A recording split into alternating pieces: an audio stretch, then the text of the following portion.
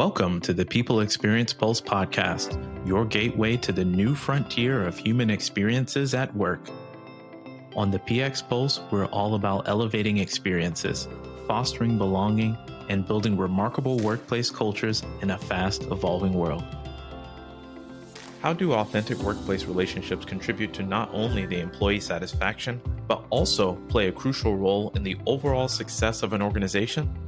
In part 2 of our discussion with experience, development, and culture professional Llewella Dowling, Vicki, Flier, Hudson, and Jeff Bond dive deeper into the dynamics of cultivating trust with your team, the power of acknowledgment and recognition, and the strategic importance of recognizing the human element in building a successful team. Join us as we unpack the insights shared by Llewella on why making employees heard and valued goes beyond sentiment. It is critical to the company's success. Are you looking to make your workplace more human? Check out my friends at CoolLeaf. What I love about CoolLeaf is that it helps leaders create connection, engagement, and recognition. You can celebrate team wins, reward colleagues, and have fun with your coworkers. You can build a culture of appreciation and feedback that boosts morale, retention, and performance. Listen to this clip from their podcast, The Great Retention, to hear how CoolLeaf transformed a company culture. We needed a way for people to connect. And there was people who would work together and talk to each other on the phone every day who didn't even know them that well. And they had no way to appreciate them. What we liked about CoolLeaf was that there is that social element to it. CoolLeaf gave us an opportunity to allow our people to appreciate others they worked with on a daily basis, but just never saw in person. Not only did it give managers a tool to recognize their people, but from a culture perspective, it allowed people to connect. And it was really cool as a chief marketing officer to see some of the interactions that were happening on the feed, because that's something that we wouldn't have had if we didn't have a tool like that. CoolLeaf also simplifies measuring and improving the employee experience with pulse surveys, rewards, and integrations with your everyday tools. To learn more about CoolLeaf and how it can make your work more human, visit coolleaf.com/trycoolleaf. That's COOLEAF.com/trycoolleaf to book your free demo today and see how top workplaces use CoolLeaf to put their people first and thrive. When you talked about continuous exchange, Llewella, that also really resonated with me because a lot of initiatives don't put the impacted people at the center of them. They're more decided by leadership, and then you go down a list of things to accomplish with the initiative, and then you check it off. But there's never the even in the design. So, for example, diversity and inclusion initiatives, they often don't take the most marginalized people and put them at the center of that design, and they don't get their feedback, and they don't. So it's sort of like coming top down, and there's no loop, like you said, there's no exchange. So I love this sort of imagery that you projected of a circle and having things be cyclical. Let's continue, sort of like agile software development, keep iterating, keep getting user Yes. feedback. But you don't see a lot I of think that. that's done for solutions. Like, I think it's done for products. And I think I don't know, because I don't work in UX. So I'm like talking now, just kind of pontificating based off of what I think. So just put that disclaimer out there. But I think the methodology is used in those spaces. I don't know if there's a level of patience that we may not be seeing in the DE&I space, but we don't see enough patience, right, in the DE&I space. This is an organic thing. For people to subscribe to something that is an exchange, not a transaction, it takes time. It takes time, just like it takes time to, become an entrepreneur and build your business and gain the trust of your customer. Most companies who have spent hundreds of years gaining trust of their customer base are not understanding that they need to do the same thing for talent. And there will be downward, directions in, if you want to think of a graph of subscription, because it's just natural, right? It's just part and parcel of the effort.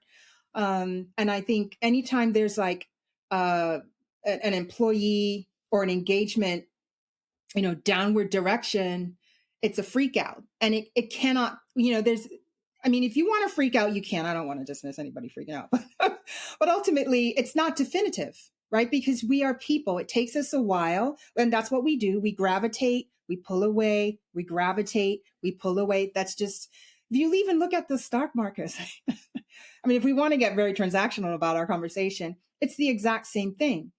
And everything boils down to this feeling of whether or not I trust to move forward. I trust to invest my money. I trust the company has my back. I trust my leader. I trust the people I work with. I trust myself and that I made this decision to come work here. You know what I mean? Like I trust myself as a parent to guide this little mini me. I trust my mini me to make the decisions that I talked about. So it's just, it all comes back to that feeling. And that feeling, in my experience, has always been, termed as fluff. It's fluff. It's fluff, fluff, fluff. And I'm like, no, it's not fluff, because this is what has built the business that you're an executive for.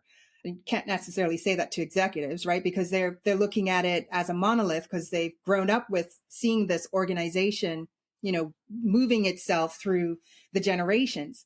And when it comes down to humanity and being inclusive and accommodating, or understanding that somebody made a mistake, or that, we are going to tumble, or we're going to stumble, or we may, fall down, but we're going to pick ourselves back up. We're going to acknowledge what we did.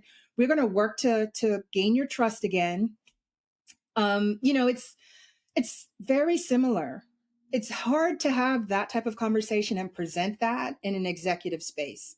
You have to have stakeholders who have that mindset, or who are at least open to developing that mindset. And that's also a variable that us as DE&I practitioners, folks of us who have this mindset of being inclusive and accommodating in the workspace, that's the variable we have no control over. So you can have all of the sexy PowerPoints, you can have all of the platform tools, all of the DE&I resources. If you don't have stakeholders that are at least aligned with that mindset, have experienced it, and I even say that's even not even a determining factor, because there are many executives of color who are not gravitating towards, accommodating and being inclusive and understanding.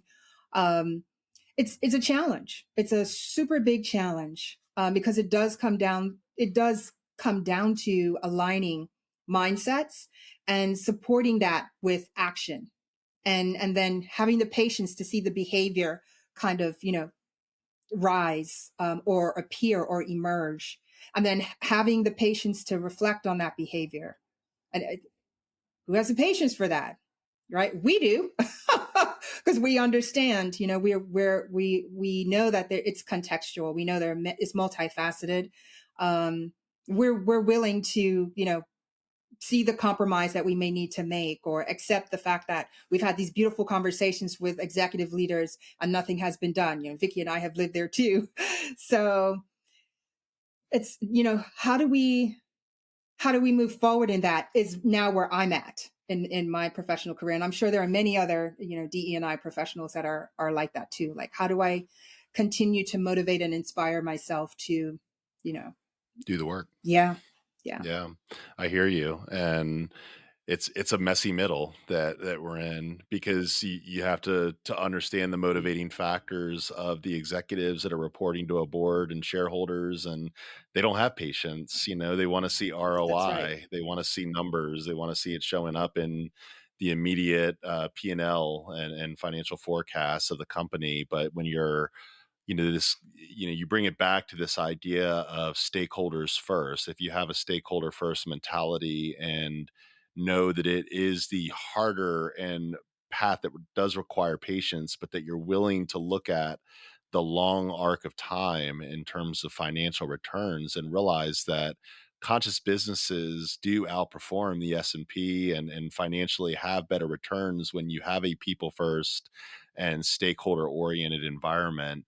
But it does take time. It does take case studies. It does take, communicating in between, and this commitment, to your point, of ongoing learning and development for leaders, so that you don't overcorrect and don't freak out just based on a downward trend, or you see a dip.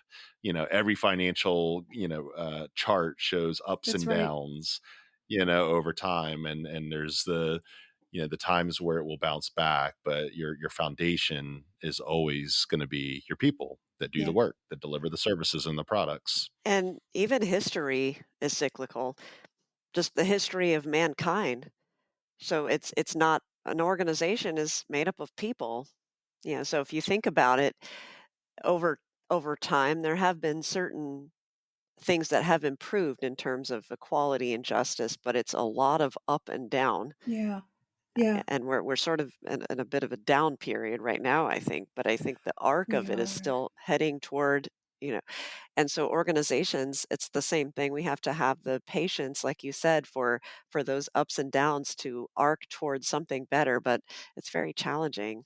I think it's super challenging because we live in a time of such technological advancement that things don't take as long as they used to. And I think it's very, I mean, I'm going to self confess, I have the same level of impatience with some things too in my life where, because I know I can pop something in a microwave for 30 seconds and it's hot when I pull it out. And I'm using that as like an analog version of technology now. If we think about other things that are much quicker, it's very easy to blueprint that expectation on many other things in your life. And businesses are no different. So it is rough because I think we all forget that we're pre-analog, right? Humans are pre-analog. And feelings and trust and feeling like you belong, are as old as dirt. They're as old as the world.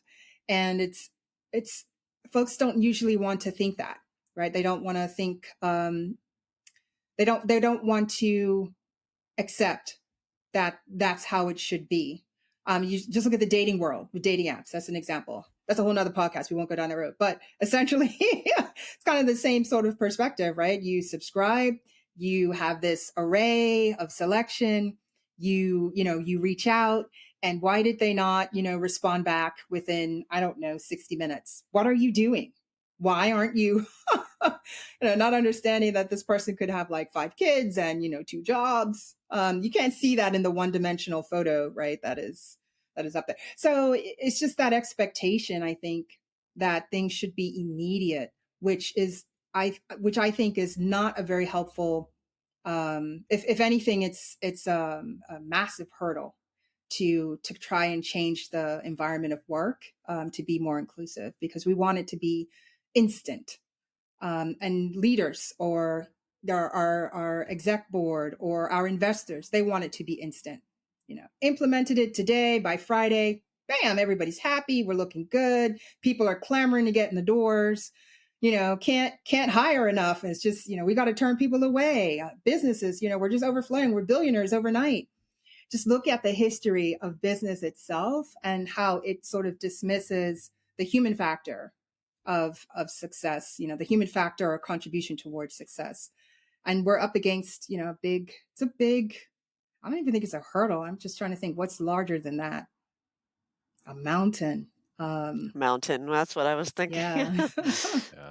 Yeah. So. Well, and to all our community of people experience leaders, we hope that this is reassuring, the fact that you're not alone and the fact that this is hard and it's a bit of a slog, but it's work that we all need to be doing and focusing on strategies and initiatives that can really help move us in the right direction. So I do want to pivot to that, Llewella, if you don't mind, if there have been any specific initiatives or strategies that you've been a part of that have been successful in establishing these kinds of behaviors and an understanding of how to foster authentic relationships within organizations. Yeah. So, I mean, at many companies, including all of them, actually, there's been an effort to help leaders and employees. And I don't think this is new to me, but I have been a part of initiatives to help leaders and employees understand how building a relationship, whether it be to further your career, whether it be to, expand your team as far as attracting talent,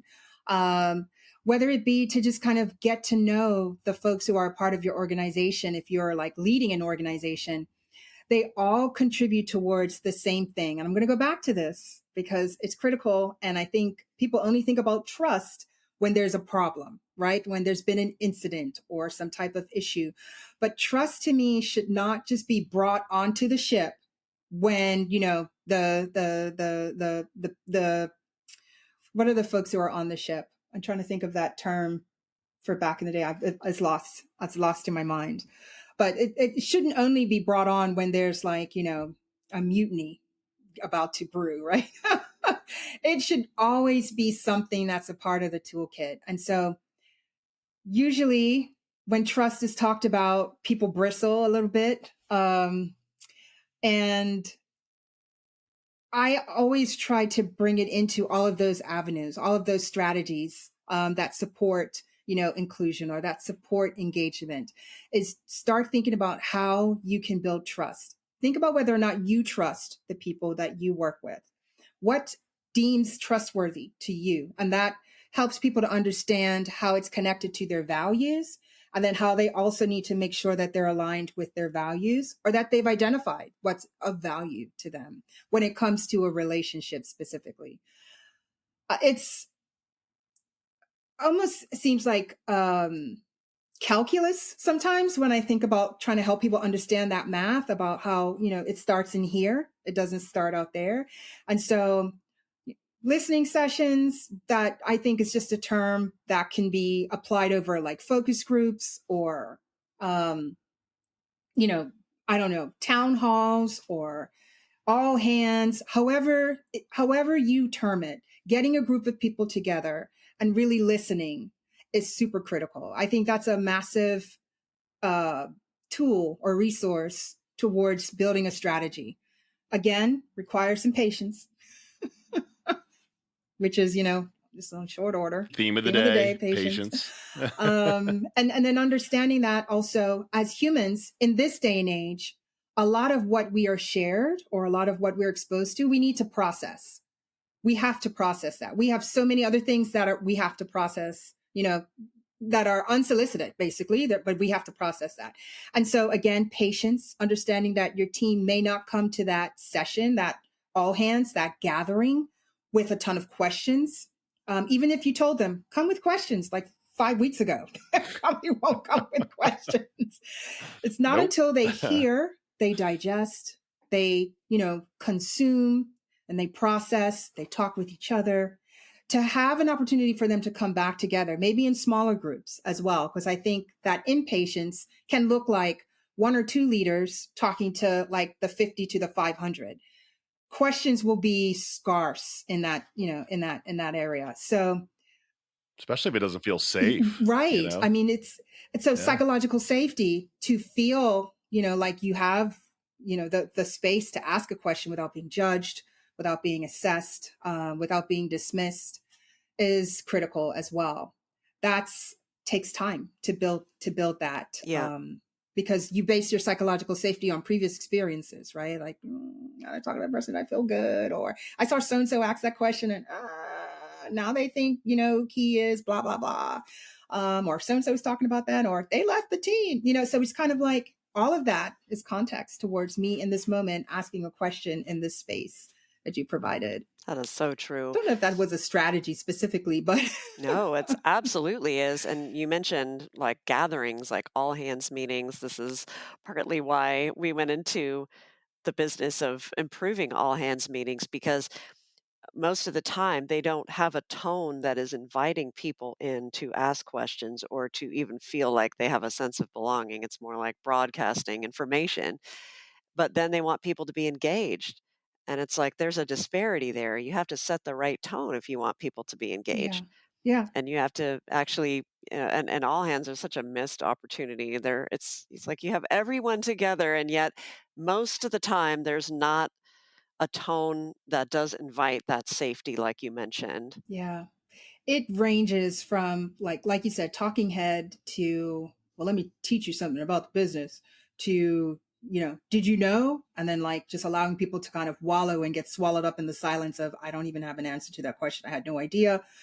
I have to say, I've been through many all hands in many companies. And the thing that stands out for me with leaders in that space that can help start to crack like the veneer or the ice of that space is to just acknowledge and recognize. And I know that sounds really simple and maybe even a little cliche, like to say thank you, but there was a recent, there's an experience, I don't know if it's recent.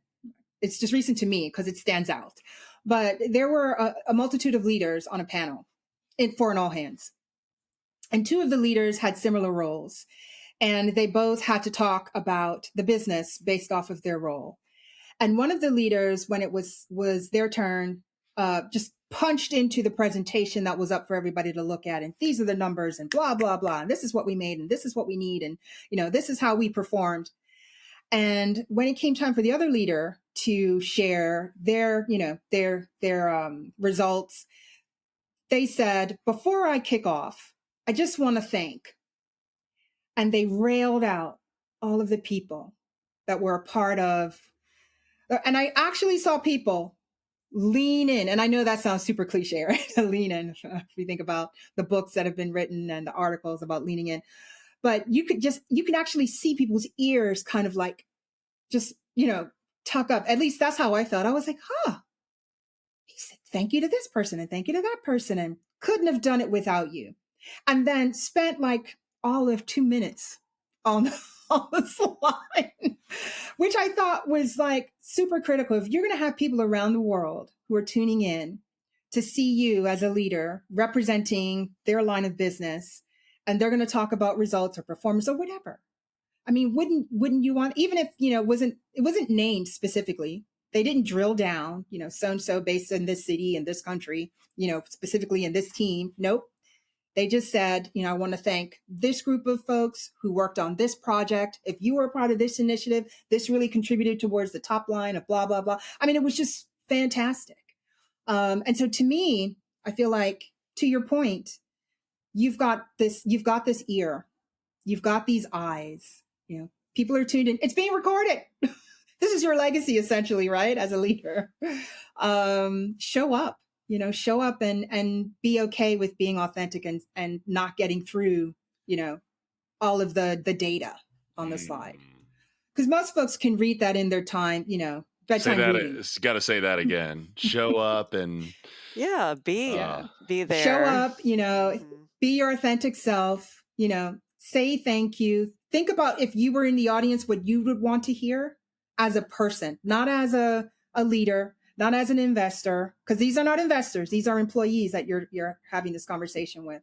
And I think sometimes, more often than not, those very big sort of platforms are a template that's used when they're talking to investors or to, people that want a high level. They use that to share with people as well. And I think if you want high level, yes, but don't spend your whole time there. 2 minutes, and then really talk about the people that you're talking to. Talk about the people so they understand, how you perceive them as a leader. I think it's critical. I think most folks would agree with you when we ask people how their all hands meetings are or what they think of when they think of that term. Most respond soul sucking or boring. So I think that's your perspective on that definitely reflects the average view of those types of gatherings. Yeah. So, Llewella, as we wrap up our conversation, which has been so insightful, I've learned so much from you, but what final advice would you give to our audience, particularly senior leaders, on effectively communicating the connection between investing in employee experience and the overall success of a company? If I were a leader, I would want somebody to remind me to listen and become okay with things not being okay when it comes to engaging your employees, because they are people and we don't have control over the people. We never have. We as a leader or as a company don't have control over the people. You can only communicate where you are and what you're doing to get better or what you're doing to address whatever. And think about the words, the language that you use. Seek out other folks in the organization that have strong relationships with employees, that are influential in the employee thought, and solicit them, invite them to become a part of that communication. Oftentimes they can help diffuse those words that may seem like, that kind of glaze over what's actually happening. Sometimes those folks live in our communications teams. Sometimes they don't. So I thought those are the things that I would say. Listen, become okay with not being okay, and seek out those folks who have demonstrated influential relationships with your employees, and solicit them for help to communicate better, or for opportunities to communicate and engage your employees. Mm. Well, this has been a fantastic conversation. To all of our listeners, thank you for being with us. We're going to be including a bunch of links for you to be able to follow Llewella on LinkedIn and other places. What a gift you are to the world of people experience and to the world at large, Llewella. Thank you so much for your time with us today. Thank you both, Vicki and Jeff. I'm so honored to be a part of this conversation. And, anytime you want me to come back, I'm totally there. Thanks, Llewella. You're amazing. Thank you for joining us for another insightful episode of the People Experience Pulse. We hope the words shared in this episode have inspired you as much as they've inspired us. Now the real challenge begins, putting what you've learned into practice. The change you create, no matter how small, could be the spark that ignites an exceptional people experience in your organization and beyond. If you found value in today's conversation, we'd greatly appreciate it if you took a moment to rate and review us on Apple Podcasts or wherever you listen. Your feedback helps us deliver high-value content and reach more listeners like you. You can find other inspiring episodes and additional resources at our website, thepxpulse.com. Join our community at thepxpulse.com. Thank you again for joining us on the People Experience Pulse. Until next time, remember, the heartbeat of any organization is its people. Let's make every pulse count.